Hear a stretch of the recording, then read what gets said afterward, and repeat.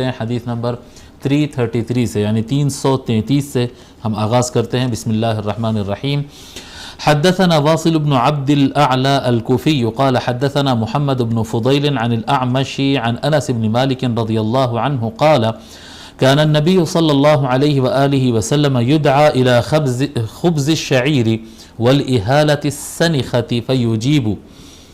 فرماتے ہیں حضرت انس رضی اللہ تعالی عنہ کے رسول اکرم صلی اللہ علیہ وآلہ وسلم کو جو کی روٹی پر دعوت دی جاتی تھی، یعنی سرکار کو دعوت دی جاتی ہے۔ جب دعوت دیتے ہیں تو سوچتے ہیں کہ پھر وہاں پر جا کے کیا کھانا ہے، بریانی کھانا ہے، مرغ مسلم کھانا ہے اور کباب کھانا ہے اور پتہ نہیں کیا کھانا ہے۔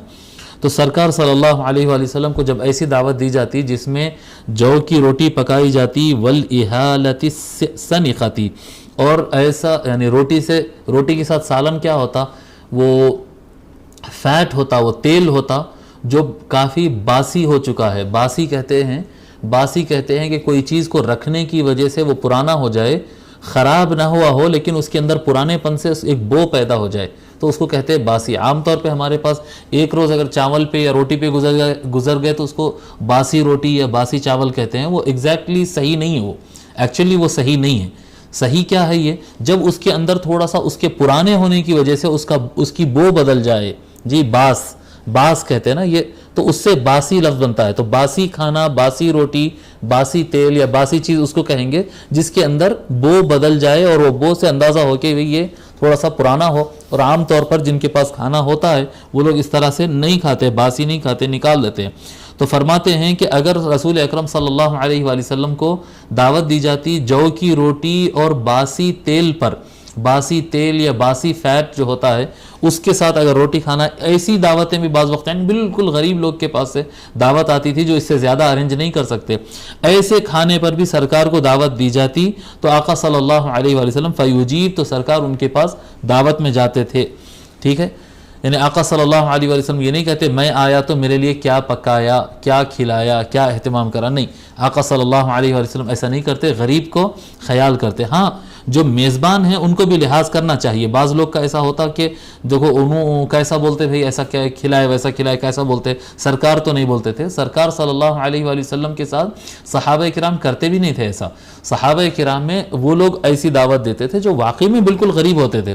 پیسے والا آدمی ہو اور کھلانے میں اگر کنجوسی کرے جی اور بخالت کرے تو یقیناً وہ قابل مذمت ہے۔ ہاں مہمان کو اس کی مذمت نہیں کرنا چاہیے، لیکن وہ بات تو قابل مذمت ہے، بخالت والی ہے۔ جب کسی کو آپ مہمان مدعو کرو تو جو اچھا کھلا سکتے ہو، جو آپ سے اچھا ہو سکتا ہے وہ اس کے سامنے پیش کرنا چاہیے۔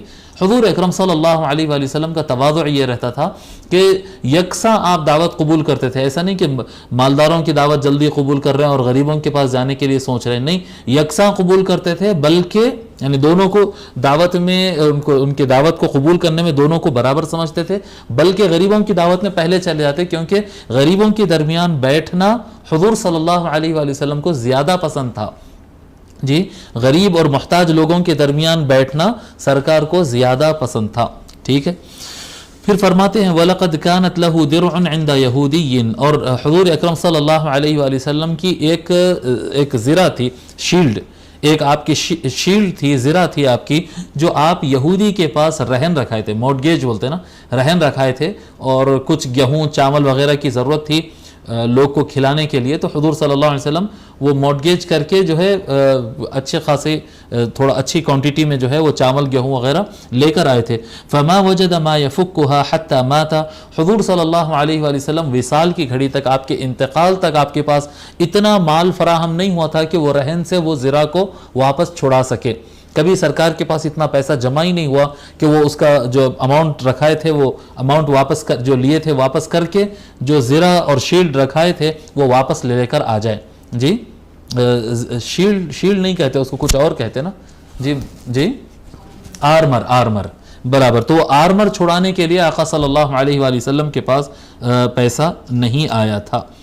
ٹھیک ہے، بعد میں حضور صلی اللہ علیہ وآلہ وسلم کے انتقال کے بعد دو حضرات، یعنی نمبر ایک تو مولا علی علیہ السلام سارا ذمہ لیے تھے، سرکار صلی اللہ علیہ وآلہ وسلم پر جتنے قسم کے بھی قرض تھے، جس کو بھی یعنی قرض اور لون سرکار کسی سے لیے تھے تو وہ پورا مولا علی علیہ السلام ادا کرے تھے سارے۔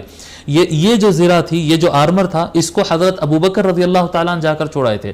ان کو جب سرکار کا وصال ہوگا تو جا کر یہ اس کا جو بھی اماؤنٹ تھا اس کا ادا کر کے وہ یہودی کے پاس سے وہ آرمر لے کر آئے اور لا کر پھر مولا علی کو پیش کر دیے، یعنی گھر والوں کو واپس کر دیے تھے وہ، ٹھیک ہے۔